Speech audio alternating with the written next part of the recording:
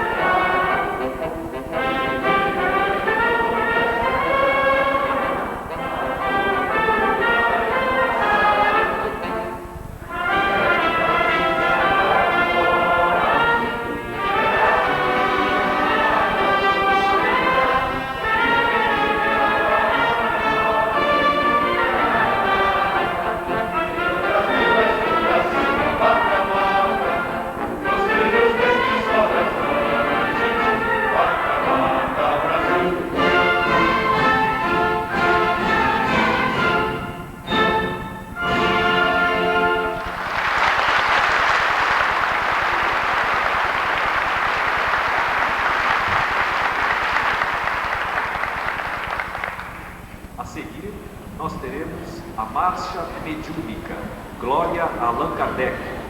recebida pelo médium Jorge Rizini e de autoria dos espíritos John Philip Souza e Manuel de Abreu, na execução da banda e coral da Polícia Militar do Estado de São Paulo, sob a regência do comandante Rodolfo Antônio Cosinani.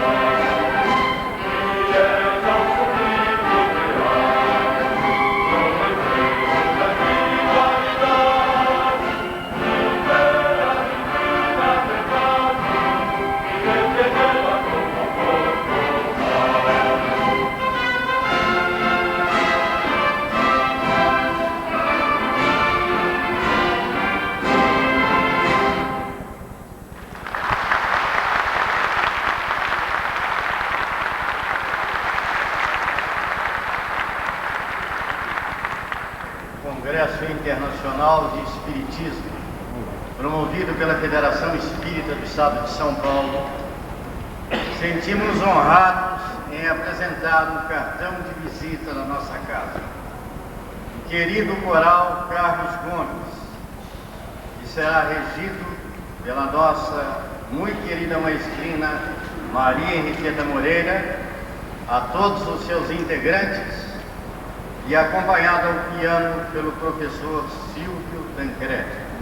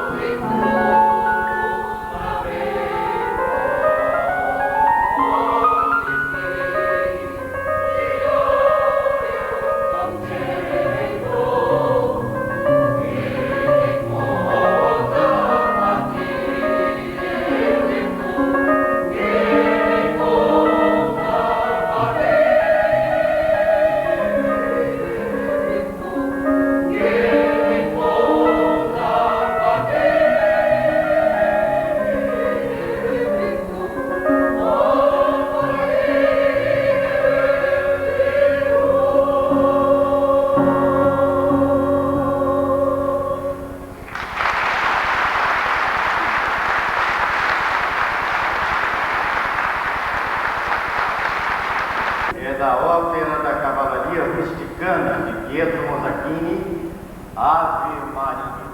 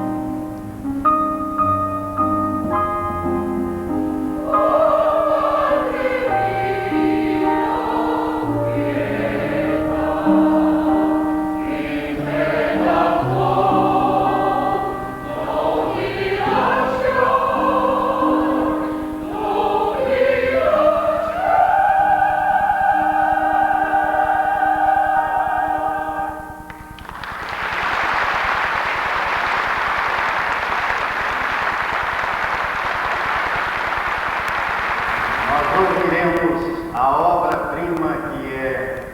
Glória in Excelsis de Wolfgang Amadeus Mozart.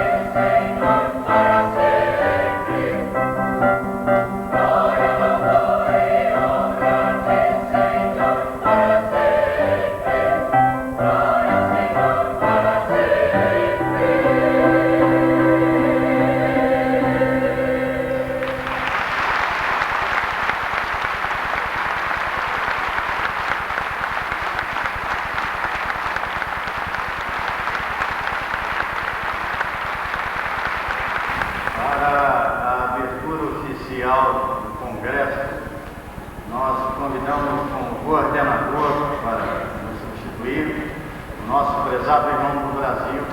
Nestor João Mazzoli. Queridos e amados irmãos, o Fé Espírita 91 é um congresso espírita de caráter internacional, promovido e organizado pela Federação Espírita do Estado de São Paulo e que conta também com a participação da Federação Espírita Brasileira e da União das Sociedades Espíritas do Estado de São Paulo. Para a abertura oficial deste congresso,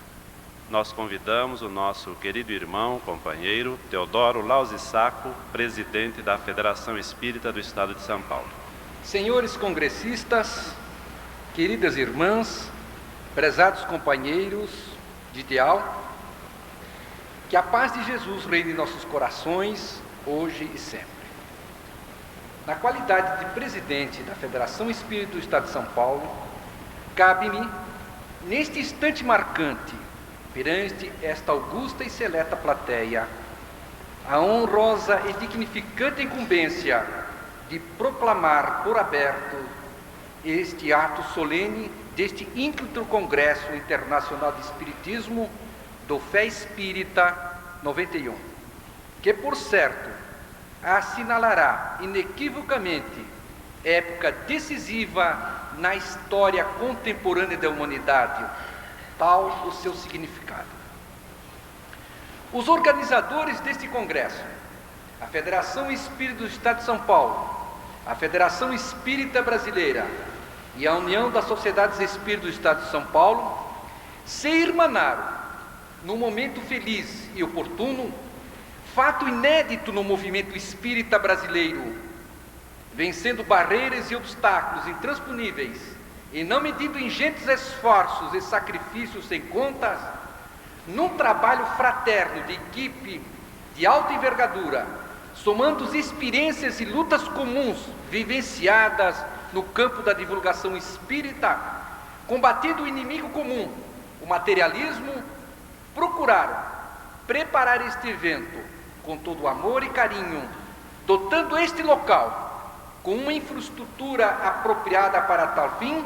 onde, por certo, teremos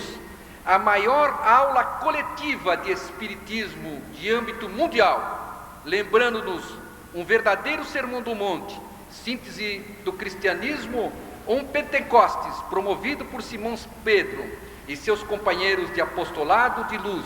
a mais inusitada e ousada manifestação pública e coletiva de mediunidade,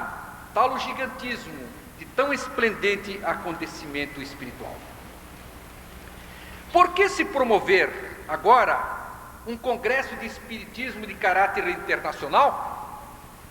O momento é mais que oportuno. Este século foi marcado por terríveis e surpreendentes contradições. Se não vejamos, de um lado, a humanidade nunca conheceu tão acelerado e retumbante avanço científico e apurado grau de tecnologia industrial, postos a serviço do bem comum de todos. Entretanto, a bem da verdade, nunca se presenciou tamanhas aberrações morais e desrespeito dos direitos humanos. As agressões atingiram faixas chocantes e apavorantes, que basta lembrarmos o caos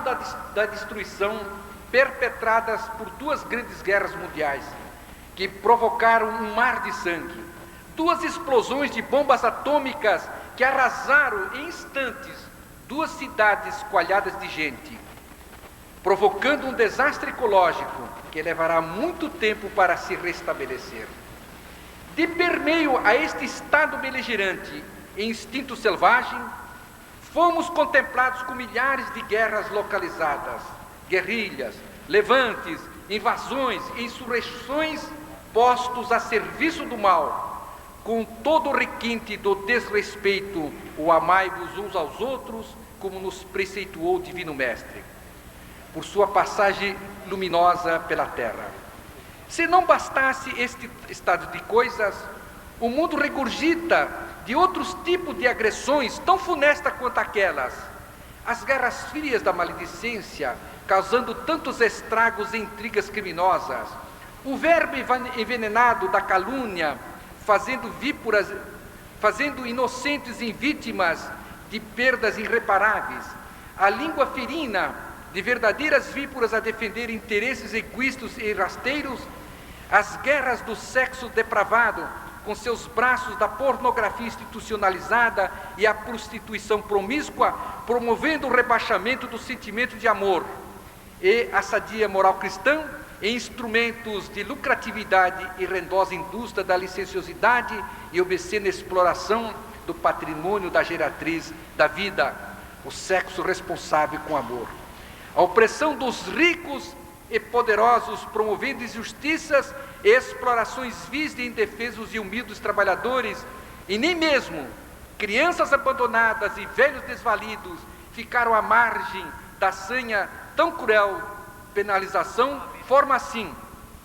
um cortejo de proporções absurdas e inimagináveis a cobrir vastas regiões da terra, sobretudo aos terceiros mundistas. Este triste e desolador panorama nos causa vergonha e repugnância como cultores do Evangelho de Jesus. E o pior de tudo é que este quadro atual de nossa civilização não se mostra a curto prazo qualquer ensejo de mudanças no campo do sentimento cristão. Tal o arraigamento de ideias cristalizadas na prática do egoísmo exacerbado e no interesse material das grandes conquistas do progresso efêmero do brilho pessoal, cresce e sufoca as reações das melhoras espirituais e o sublime sentimento de caridade cristã. Como se vê, há uma tendência mais generalizada a priorizar os delírios do prazer da carne, desfrutando das benesses dos sentidos satisfeitos a qualquer preço, em detrimento do aprimoramento de uma vida moral elevada. Por outro lado, nesta fase ciclópica de tantas transformações e avanços do conhecimento do saber humano, sem precedentes, a bem da verdade, a ciência acadêmica levou nítida vantagem na contabilidade do progresso em comparação com a ética e a moral. Se não passamos de revista em rápidas e largas pinceladas o gênio inventivo do ser humano, desde o aparecimento do avião até os transplantes de órgãos, do rádio à televisão até os computadores de última geração, do domínio do átomo e seu variado emprego até a astronáutica, com o feito fantástico de o homem ter pisado no solo lunar, da descoberta dos antibióticos e do domínio dos segredos da genética até a parafernália da ciência eletrônica, sem contar com milhares de invenções de porte menor, mas altamente importante a premiar o esforço e o gênio criativo do cientista na busca do conhecimento geral da humanidade. E assim, chegamos finalmente ao último decênio desse século, com um saldo magro e desencorajador no setor das distribuições da riqueza, revelando uma dívida social colossal. Apesar do homem ser herdeiro dos bens da terra, tem que conviver a contragosto com a fome, a miséria, as doenças, a ignorância, as guerras e os desperdícios de somas fabulosas nos armamentos de alto poder de destruição, com flagrante prejuízo dos seus interesses existenciais. Em contrapartida, como desafio e prêmio do desatino e incompetência espiritual, surge de inopino o AIDS a provocar e a zombar a ciência médica, o crime organizado como campo da sociedade a trazer desassossego aos corações amantes da paz, os tóxicos a disseminar com extrema ousadia a destruição da vida inapelavelmente como tormentoso pesadelo às camadas mais favorecidas da sociedade, o aborto delituoso a obstacular reencarnações oportunas e reparadoras, sem contar com doenças de caráter psíquico como a alienação mental, crianças tido como excepcionais, as obsessões, as perturbações e subjugações a lavrar tantas vítimas no mundo inteiro. A Terra,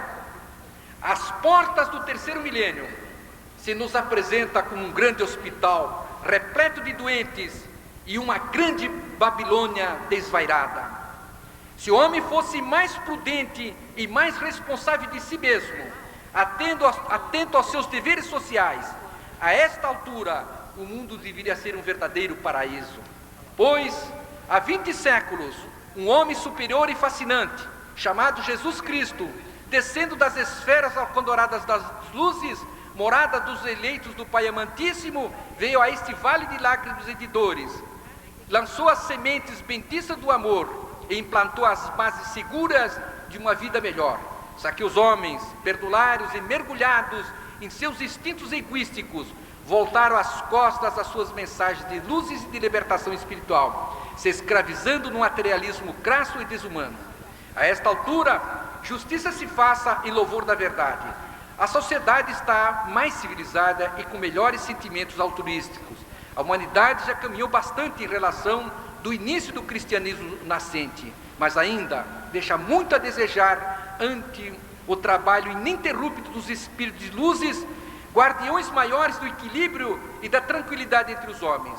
O ponto culminante da ação dos espíritos com a Terra, numa ponte permanente de intercâmbio, vem desde o labor da codificação kardeciana até os nossos dias. É preciso destacar que ao longo do tempo, muitos missionários do bem reencarnário, em várias partes do mundo, estagiando das mais diferentes correntes religiosas, propiciando apreciável avanço no campo religioso, mesmo assim, ainda está muito aquém do aceitável.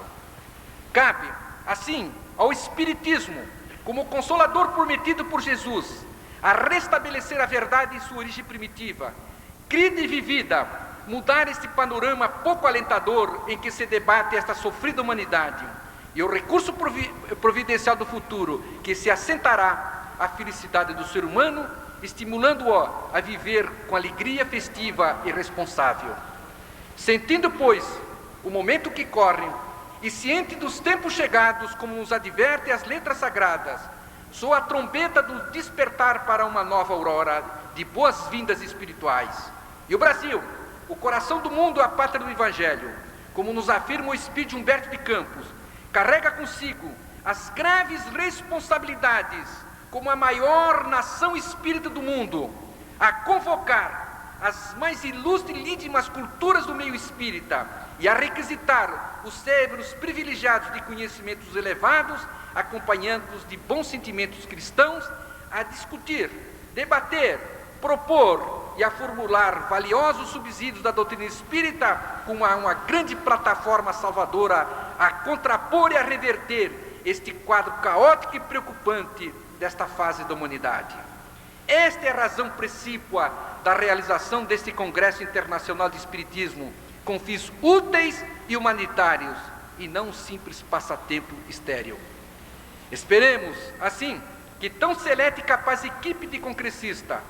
possam lograr os melhores êxitos nos estudos e nas análises do arcabouço kardeciano, monumento maior e farol esplendente de claridades espirituais, alegarem para a posteridade as bases firmes de uma vida melhor, plena de paz e de amor. Auguramos, desta forma, que todos os presentes se sintam à vontade neste ambiente espaçoso, como se estivessem em seus próprios lares, ou em suas próprias casas espíritas, tal o aconchego e o calor humano aqui reinando. E assim, sejam bem-vindos e se sintam parte integrante deste congresso, com o agradecimento todo especial da presença de cada um, se o que não teríamos este oportuno evento. Muito obrigado, muita paz.